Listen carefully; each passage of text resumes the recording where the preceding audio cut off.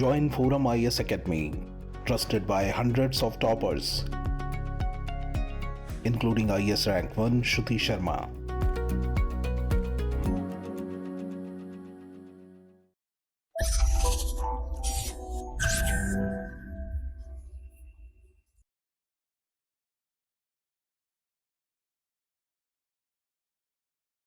Hello friends, this is Vijay. Welcome to Forum IS Hindu Daily. In our today's news discussion, we are going to see the articles in the display. The first one is related to the UN PFA report. Then the second one, it is about the exoplanet. Why is that SETI? Then the third one, it is about the international relation, India UAE cooperation. Then the fourth one, it is all about the recent social media influencers video and the related FSSA notifications. Then the last one, it is a very small topic. It is related to the windfall tax, and we can expect a question from this topic in the upcoming prelims.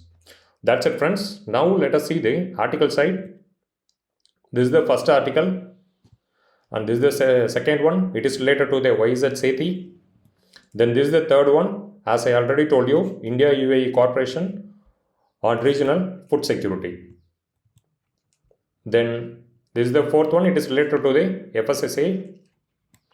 And the last one is about the windfall tax. Kindly go through the article. And recently, the State of Population report, it was released by UNPFA, and it states that India's population will exceed China's population by the mid of 2023. Okay, so this was the statement had given by UN organization. So India is set to become a world's most populous country by mid of 2023. So mid 2023 is their timeline they had given, and it was stated in the report that UNPFA, it clearly states that already the global population, it had crossed the 8 billion mark in the November 2022, but almost 3 billion population, it is locating in only two countries, one in China and another one in India. Here in the image, you can clearly see this is the data with respect to 2003, and this is related to the 2023. And it states that by mid of 2023, India will be having a population of 142 crores, but there will be a slight margin. Here actually they had given 1428 as the value. So there will be some 29 lakh difference between China's and India's population. And moreover, with respect to the fertility rate also they had given. And guys, it has been expected that by mid of 2023, India is going to become a largest populous country, and till the end of this century, which means 2100. Okay, so 2023 to 2000, India is going to be the largest populous country in this universe. And with respect to the fertility rate, India's fertility rate is around 2.0, whereas China is in the range of 1.2. Therefore, in the end of the century, China's population will be around some 76 crores, whereas India's population will be it will be in the range of 153 crores. So, in the end of the century, we are going to have double the population of what China will be having. Okay, so these are the few things you should know. Then with respect to the population, actually it is going to provide some edge to India with respect to the economy, politics, and then in international affairs, because anyway we are going to have double the population of China, right? So we will be having enormous human resources. Therefore, in the future, we can attain some massive achievements in economy, politics, and in international affairs. And with respect to the population, as a prelims fact, you should know some top 5 countries. Okay, the first one anyway is India. Then the second one is China. Then USA is standing in the third position. Then fourth one is Indonesia, and fifth one is Pakistan. So these two countries, they are Islamic countries. Okay, whereas India, it is a sovereign democratic country, and USA is also a democratic country. So these are the few basic facts you should know. And I think USA, they are in the range of some 30 crores, whereas Indonesia, they are actually touching the 30 crores. For Pakistan, their population is around some 27 crore. Okay, so these are the few basic facts you should know about the demographic dividend and the population related reports. And now let us discuss about the significance of the demographic dividend, because India is going to reap the benefits of demographic dividend. Therefore, we should know the significance of the demographic dividend. The first one is related to the better economic growth, because the huge demographic dividend, it is going to propel the economic activities in the Indian landscape. Therefore, we are going to reap the massive economic growth from the dividend. Then the second one, fiscal space. The increased fiscal space will be created by the demographic dividend. Okay, so through the increased fiscal space, the government can accommodate and consolidate their resources. Then the next one, saving rate. We all well known the massive demographic dividend. We will be having a huge labor force. So they will be working in some entities and they will be following the saving pattern. So this saving pattern, it will provide Indian economy a edge compared to other countries. So this is the third one. And the rapid industrialization and urbanization, as I already told you, because of the high number of employment seeking population, it will propel the industrialization and urbanization in Indian landscape.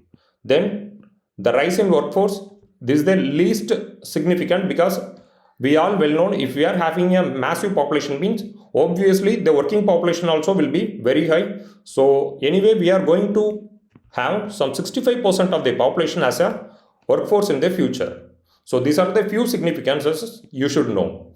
Then the second topic is related to the challenges with respect to the demographic dividend. The first one is asymmetric demography. Here, you should know that the explosive population, it will be locating in some few states, especially in the central Indian states. So it is going to create a demographic rift between the southern states and the northern Indian states. Then the second one, it is about the lack of skills. Even though the labor force will be high, but the skilled labor force will be very low. So this is a cause of concern, because the industrialization and the digitization have been demanding the extremely skilled labor force. But if we don't have the skilled labor force, means the demographic dividend will become a demographic disaster. Okay. Then the next one, it is about the low HDI. In the HDI report, India has been standing in the position of 130th in the list out of the 189 countries. So this is a cause of concern. Therefore, the health and education parameters need to be improved so that we can reap the benefits out of the demographic dividend. Then the next one, we are having an informal economy. Almost 5 to 10% of the labor force, they are working in the formal economic sectors, and the remaining population, they are engaging in the informal economy. So they don't have any better access to the finance and other related aspects. Then the next one, we are having a jobless growth. Since 2008, especially after the subprime crisis, we are facing a jobless growth in India. Therefore, the government should take necessary activities and initiatives to propel the jobful growth. The growth what we are developing, it should provide some jobs to the people in the country. Then only the country will be having a stable growth. This is the next one we are having. We are going to see UNFPA. UNFPA is formally named the UN Population Fund. The organization was created in the year of 1969, and UNFPA, it is the UN Sexual and Reproductive Health Agency. It has been given here, and its mission is to deliver a world where every pregnancy is wanted. For that, they are working closely with the governments and NGOs and other corporations to promote the quality universal access to sexual and reproductive health services. And as we all well know, they are releasing the State of Population Report. In the State of Population Report alone, they have been stating that by mid-2023, we are going to overtake the China in the population. That's it, friends. With this note, let us move on to the next slide. This is the second article. It is about the YZ Seti. So the planet name is YZ Seti B. And guys, in this universe, we are having million number of galaxies, in which we are having trillion number of stars, planets, comets, asteroids, etc. Right? So, with respect to the solar system, we are having 8 planets, including the terrestrial planets. Let me show you. These 4 are the terrestrial planets: the Mercury, Venus, Earth, and Mars. So these 4 are terrestrial planets, and the next 4 are gaseous planets. So the Jupiter, Saturn, Uranus, and Neptune. And in the year of 2008, the Pluto was discarded as a planet. Okay. So these are the few basic facts you should know. Now let us discuss about the exoplanet. So here comes the exoplanet, right? The exoplanet, if they orbit their stars beyond our solar system, means we are terming it as a exoplanet. So according to NASA, till date, more than 5,000 exoplanets have been discovered. Okay. So why is that Seti system? Let us take it as a Seti. Okay. So this is a star, and it is having some 2 planets. One is Seti A and another one is Seti B. And with respect to the exoplanets, the first confirmation or the first detection of the exoplanet, it was happened in the year of 1992. So these are the few basics you should know. And with respect to exoplanet, guys, they are actually in a form of both the size will be some exoplanets, they are in a very bigger size, and some they are in the form of very low size, even lower than the Mercury. Okay. So with respect to the temperature also, some exoplanets they are having a boiling hot, some they are having a freezing cold. So now let us discuss about the Seti B. Guys, actually it is a planet like Earth. Okay, it is in the size of Earth, almost in the size of Earth. So it revolves around its own star, which is named as Seti. So here 3 planets are there, right? This is Seti A, and this is Seti B, and this is a star. Okay. So like Sun, this system is also having a star whose name is Seti. This is like a sun. Okay.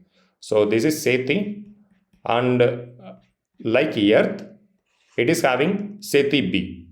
And with respect to Seti, it is a red color dwarf star.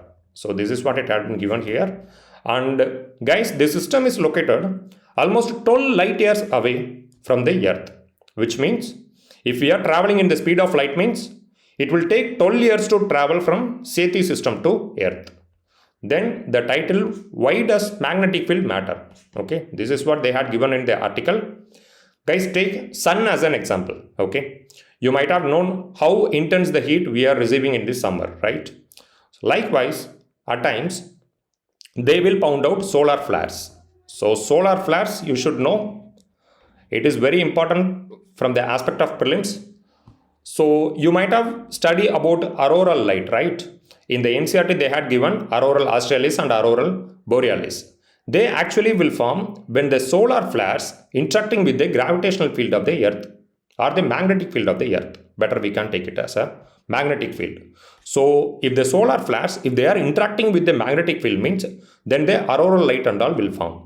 So in auroral light also we are having a bifurcation. One is auroral australis and another one is auroral borealis. And guys, presence of this magnetic field in the planet, it will protect the life.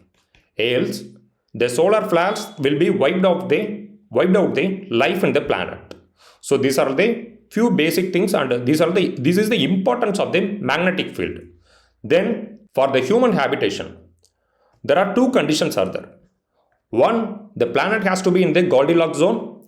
In the previous year prelims paper, they actually asked about the Goldilocks zone.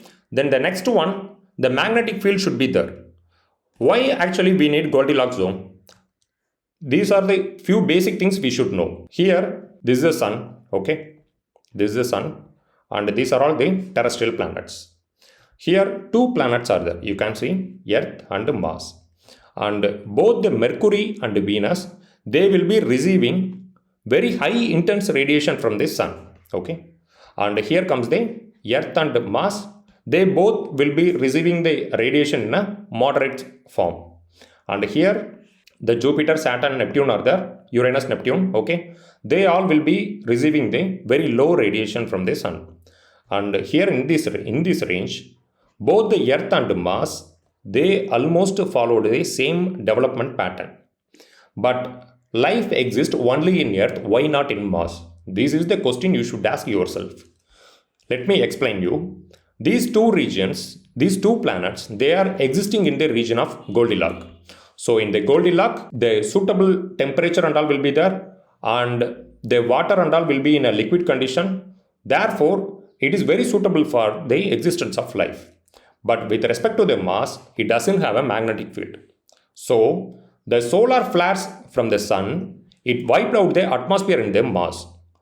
Therefore, till today, they don't have any existence of life forms. But the Earth, it is having both the magnetic field and it is existing in the Goldilocks zone. So they are having some favorable parameters for the existence of life. So this makes Earth as a blue planet. Okay. So this is what they had given in this title, how common are such magnetic fields. Okay. Then in the conclusion, they had stated that we are seeking further observations, then only we can proceed with the inventions what we had found so far. So this is how they have been concluding in this article. With this note, let us move on to the next slide. This is about the India-UAE relation. Guys, as I told you in the previous discussion, West Asia is a favorite landscape of UPSC. You can expect questions in both prelims and mains. Almost every year, except few years, we are witnessing questions in both prelims and mains.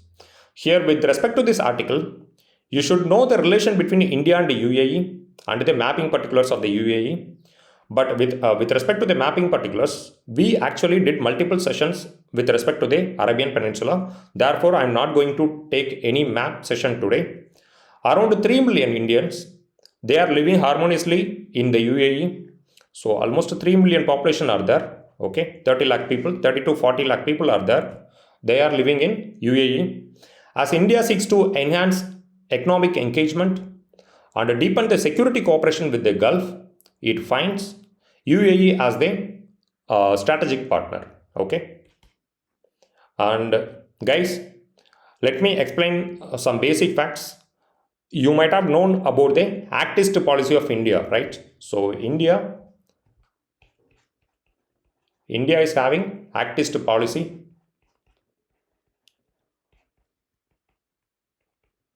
Whereas UAE, they are having, India is having Act West policy, okay, Act West policy, and they are having Look East policy. So these two policies, actually, it have been making the synchronization between the UAE and India. And these two strategic policies bringing together the two nations to calibrate the international politics in the Asian landscape.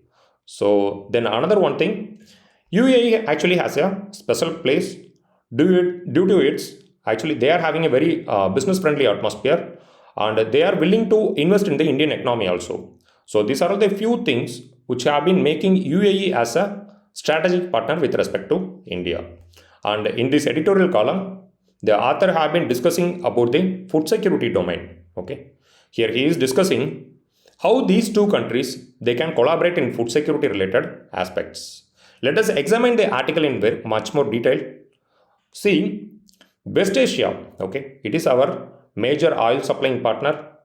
Indirectly, even though the government is proposing enormous policies to make a stable economy, but indirectly, our economy depends upon the oil price fixation by the West countries. So their supply is very crucial to Indian economy and they are ensuring our energy security. These days we are constructing a strategic petroleum reserves, you might have known. So it is going to act as a buffer stocks in the crisis period. Okay, so energy security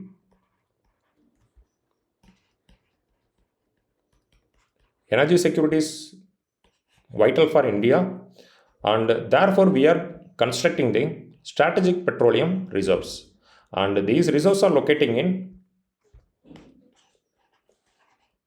Padur, Vizag, then in Mangaluru and Chandigarh.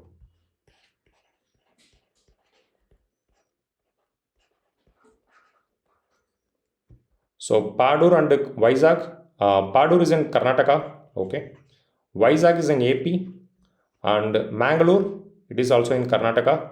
Chandigarh, it is in Odisha. Okay. So US is also having a strategic reserves, strategic petroleum reserves, but India's reserves, it will supply the petroleum reserves to India for a month of 3 months. But whereas US, United States, they actually having a reserves which can ensure the supply for almost 1 year. Okay, so these are the few basic things you should know. Then, with respect to UAE, they also act as a huge investment. They also act as an investment partner for India. Meanwhile, the people who are living in UAE, they are acting as a backbone of UAE economy itself, especially in the health sector, hospitality, then in oil and gas. So, with respect to the Indian diaspora, the proportion of blue collar is very high. Okay, so the blue collar labors in UAE is very high. Even though actually doctors, engineers, and staff nurses are also working there, but the semi-literate blue collar population is very high with respect to UAE. Along with this, both UAE and India, they actually shared a close defense and security partnerships. Whenever you study about the West Asia, one declaration it should come to your mind, that is Riyadh Declaration.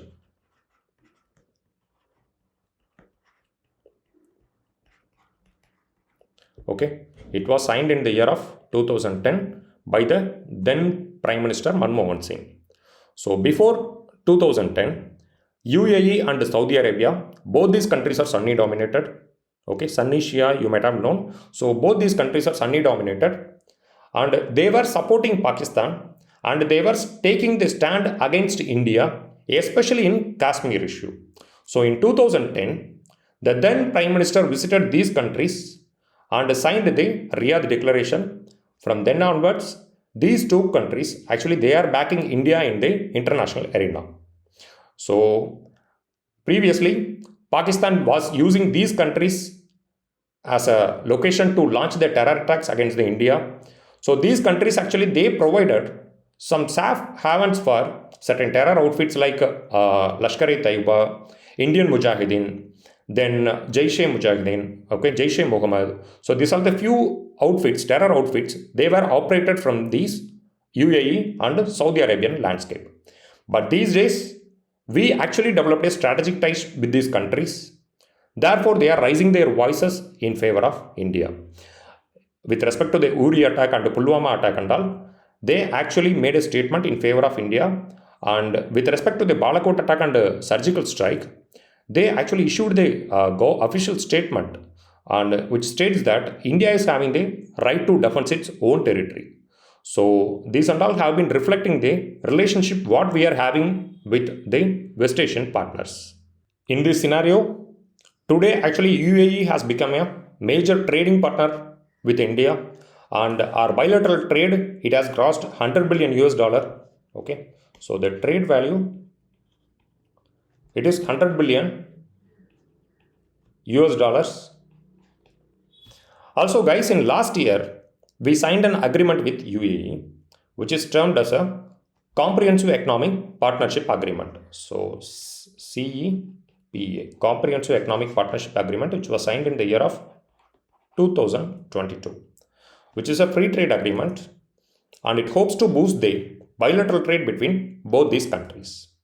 This FTA in particular, it is going to benefit the gems and jewels industry, and meanwhile, the startups who are functioning in India, they will be getting some investments from UAE partners, and this is how the entire FTA is going to get operate. And we are also expecting some investments to our Indian oil infrastructure and other related infras. Okay, See, in this context, actually, UAE ambassador, he have been examining the Indo-UAE food security partnerships. Guys, you all well known about the Arab Peninsula, right? So it doesn't have favorable natural parameters for agriculture. Therefore, UAE have been depending upon the food imports for its food security. So this is what they had given in the interview part, and it actually makes UAE to build the critical infrastructure for storing the imported food crops, because they have been importing in millions of tons. So therefore, they are actually erecting the critical infrastructure for storage. And these days, they actually came up with a commodity center in Dubai, and they are also constructing some chains of cold storages throughout their territory. And not only they are not only stopping with this, they are also expanding into the food processing units under. And in this scenario, India, we all well known, it is a major food producer in the world. And if you take all the essentials, we will be in top 3 or top 5. So we are a top producer in rice, wheat, then spices, eggs, okay, pulses. So these are the few areas where India have been enormously producing the food crops. And UAE, they actually want assess and the readiness of food crops. So this is the twin objective behind their food security policies. And India these days, we are also ramping up the food exports, and indirectly it have been strengthening the global food security, okay, because we are pounding out the food crops from India, and global countries, they are actually benefiting from our food imports because our products are all highly competitive in the market. So that's how global countries have been benefiting from our imports. These days, especially after 2015, India also increased its food aids to certain conflict stricken countries like Yemen and Sudan. We are also providing some humanitarian aid to these countries, Yemen, Sudan, etc. and all. So this is what the author have been discussing, because India is having potential for producing the food crop. Okay. India is having the potential to produce the food crop, whereas UAE is having the supply chain. They are having a strong supply chain for value addition and storing the food crops. So if these both countries, if they formed a partnership, means they both can alleviate the global poverty. So that's how the author have been discussing here. And we all well know UAE is having huge petrodollars, huge money, right? So India can get an investment for its agriculture from this country, and we can take timely measure to withstand the global climate change also.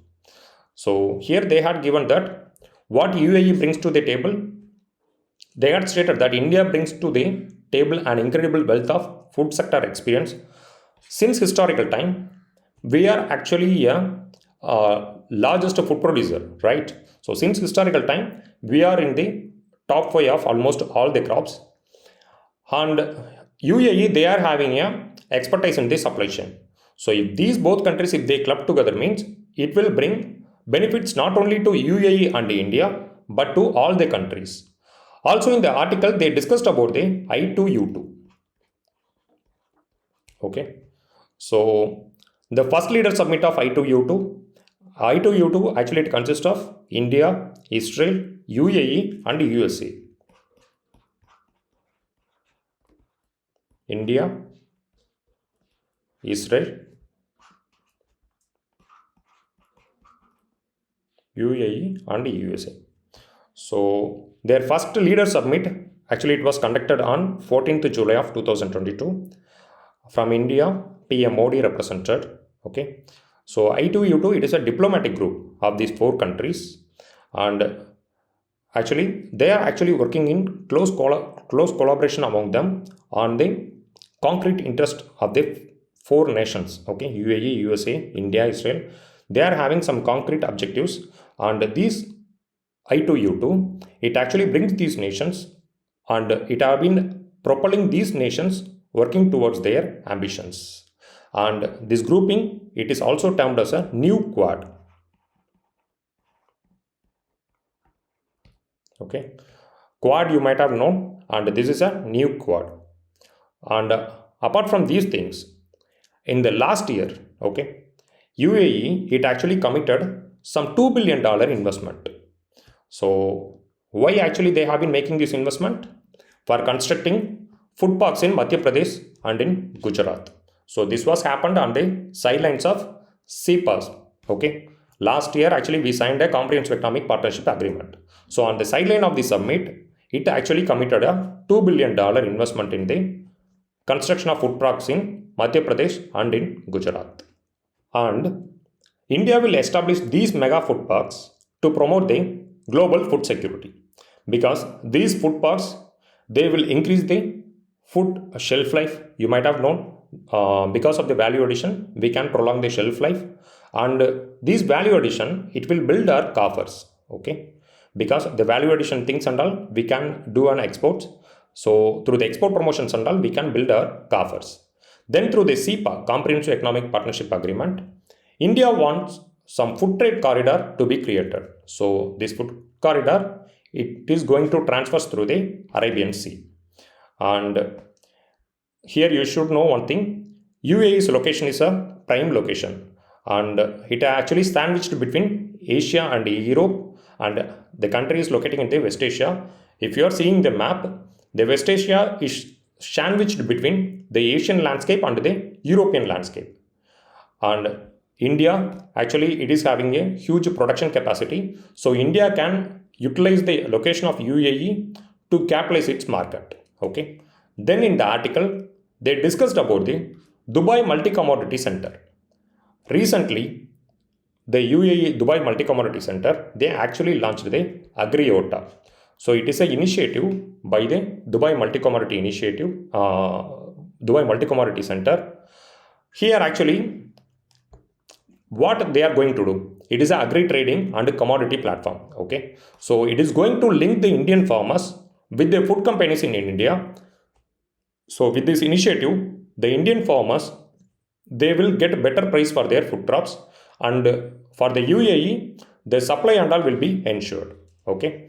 So then in the article, they also discussed about the 7 billion investment, what the UAE based entities, actually, apart from the UAE government, certain UAE based entities, they also came up with $7 billion investment in the mega food parks, then contract farming. Okay. Because if they are engaged in contract farming means, then the food sector companies, what operating in UAE, will get the concrete supply from Indian agri sector. So this is what they have been discussing here. And in the benefit section, through these initiatives, both UAE and India, they are going to accrue enormous benefits, but in a large scale, it is going to benefit only the India's farmers. So this is what the UAE ambassador have been discussing in this article. With this note, let us move on to the next slide. So this article is all about the FSSAI. So before few days, one social media influencer, he posted one video. He describes that high sugar content is in Bournvita. We all well know that we might have had it in our school days. So in that video, he stated that around 7.5 gram of added sugar is there in 20 gram of Bournvita. Then the company, the Mondelez, they issued a legal notice to the social media influencer, and then the social media influencer, he actually withdrew his video from the page. So guys, we should know about the Lancet report, right? Because the Lancet, it is one of the largest following health journal in the world. They are stating that non-communicable diseases are the major silent killers in India. So NCDs are a biggest headache for Indian population, and you would have known about it, like diabetes, hypertension. So these are all the lifestyle related diseases. It came only because of the poor food intake and the poor lifestyle what we are following. Especially with respect to the food, we are not supposed to take the excess fat, excess sugar, then excess salt. Okay, because if you are taking excess fat means it will deposit in your arteries and veins, and the blood flow will be in a very high speed. So this high speed blood flow in the veins, it will actually rupture the cell walls and the veins and arteries, and in the course of time, people who are having high fat and hypertension and all, they will be attracting the cardiovascular diseases and stroke like that. And if you are having high sugar in blood means, then you will be having a type 2 diabetes. So the excess sugar also will rupture the internal organs. And with respect to the salt is composed of sodium chloride, right? So the excess sodium, it will actually rupture the filters of the kidney. So if the excretion system is failed means, then the toxins and all will be getting built up in the internal organs. Then obviously the concerned patient will face the death. So therefore we are not supposed to take excess fat, excess salt and excess sugar. And guys, in this context, FSSAI, they have been failing in its functions, like some statements have been arising. And in this case, FSSAI, they are actually thinking of a front labeling. These days, actually, the FSSAI agency have been following the labeling, but it is not in the front. Right now, we are having labeling for the veg and a non-veg, right? For veg, we are having a green label, and for non-veg, we are having a red label. And in this scenario, they are stating that the labeling for food which are high in fat, sugar, salt and all should be made mandatory. In 2022, actually they issued a certain standards, Indian nutrition rating like that, they actually released. Here actually the healthy food, they will be given with a 5-star, and for the food which are having poor nutrients, it will be provided with some 1-star or 2-star. So in 2020, FSSAI, they actually looked into some 1300 plus products, and they kept the threshold as 6 gram of sugar per 100 grams. Suppose if you are having some nutrient mix means, they actually will be looking for the sugar content, and if it is having 6 gram of sugar means, they will eliminate it. And none of the 1300 plus products, they actually hadn't passed this threshold. Then they came up with 36 gram of sugar per 100 gram.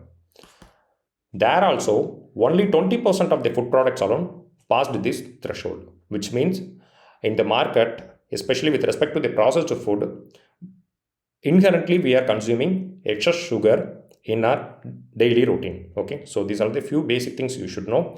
And guys, today actually we are having, as we have seen in the first article, we are having 65% of the productive population, and we are supposed to reap the benefits out of this dividend, because if the population are sick means, if they are sick due to the NCDs means, it will be a disaster for us. So that's why we are not supposed to take excess fat, excess sugar or excess salt. Now let us discuss about the FSSAI. Food Safety Standards Authority of India, it is a statutory body, okay, and it actually came into existence through the FSSAI Act 2006. It is an autonomous body. The administrative ministry for FSSAI is Ministry of Health and Family Welfare. And you all well know, this agency is responsible for protecting and promoting the public health. Also, they are engaging in the supervision of the food safety. And actually, their headquarters in New Delhi, and they actually accruing enormous powers from multiple acts. These acts and all, you can expect it in prelims.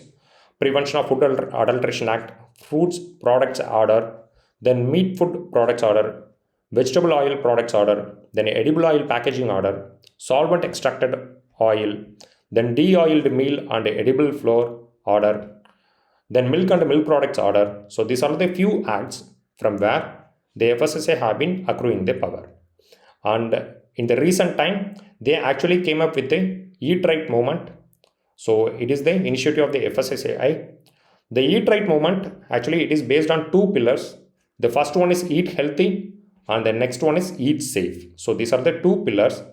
This program actually aims to engage and enable citizens to improve their health and well-being by making the right food choice. Okay, so this is the goal they are keeping, and they are aiming to cut down the salt, sugar and oil consumption by 30% in the next 3 years. So this is with respect to the Eat Right movement. With this note, let us move on to the last article of the day. Kindly go through the article. Here we are going to discuss only about the windfall tax. So government plans to bring back the windfall tax. Here you should know what is meant by windfall tax. Before that, you should know what is meant by windfall gain. Okay, so windfall gains are the profits they are accrued to the company due to some external factors. It is an unexpected gain. So without any market interference or without any novel innovations and all, certain companies due to the external factors, they will be fetching enormous profits. So this is termed as a windfall gain.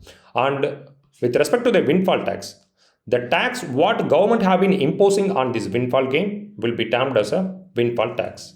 And this tax, it will be in the form of surcharge. Okay. So these are the few basic things you should know. And the benefits. This is a very simple topic, okay? Because you should know what is meant by windfall tax. These terms and all very favorite for UPSC. Therefore, I am explaining this topic. There are some two benefits are there. As like other taxes, the government will fetch extra revenue, and with that extra revenue, they can bridge their fiscal deficit, and they also use this extra revenue for fiscal expenditures like infrastructure development, okay, and they can use these resources for providing subsidies to health and for agri, etc. and all. Okay, so these are the few basic things you should know. And a drawback, the companies will be reluctant towards making any investment, because if government is coming up with some unexpected tax means, obviously the companies also will take their foot back from their investments, right? So this is the major drawback of the windfall tax. With this note, let us move on to the question part, prelims question part. So this is the first question of the day. Consider the following minerals: bentonite, chromite, kyanite and selenite. Which of the above are officially designated as a major mineral? So bentonite is a minor mineral. So bentonite, barite and all, the agencies and all have been using these minerals in oil exploration, and these minerals, they will be acting as a fluid, or they will be provided some lubricants to the drilling machines. So these three are right. Answer option 2, 3, 4 is the right one for the question number 1. And this is related to the chemical fertilizers in India. With respect to the chemical fertilizers, they had given some 3 statements. At present, retail price of the chemical fertilizers is market driven and not administered by the government. This is a wrong statement. Even these days, the government is regulating the prices of the chemical fertilizers, and the subsidy and all directly provided to the manufacturers. So the statement 1 is wrong. And the second one, ammonia, which is an input of urea, is produced from natural gas. This is true. Okay, so the second statement is right. Then the third one, sulfur, which is a raw material for phosphoric acid fertilizer, is a byproduct of oil refineries. This is wrong. So answer option 2 is the right one. Okay, here the statements they had given, it is not both 1 and 2, it is a 1, 2, 3 and it is none. Okay, so anyway, the answer option 2 is the right one for the question number 2. And this is the last question. The crop is a subtropical in nature. A hard frost is injurious to it. It requires at least 210 frost-free days and 50 to 100 centimeters of rainfall for its growth. A light, well-drained soil capable of retaining moisture is ideally suited for the cultivation of the crop.